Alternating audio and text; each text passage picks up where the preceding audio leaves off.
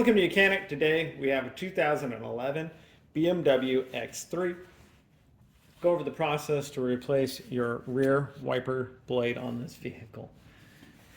This is fairly simple. We just need to bring up this arm here and we need to remove this. And this just pops out. May need a screwdriver to get in there or whatever, but this little clip will just pop off.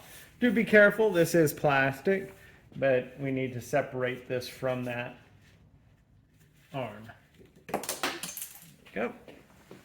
And see this little clip in there, that's what holds in there on a little ball piece in there.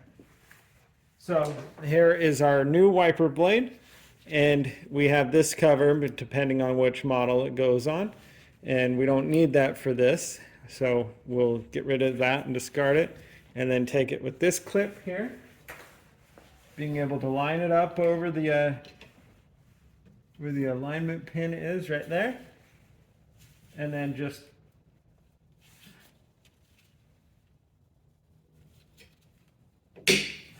snap lock it into place there just by pressing in it on both sides there. And then do make sure that you take your little protective cover piece off, and then set the wiper arm down there so that it can function and do what it needs to do.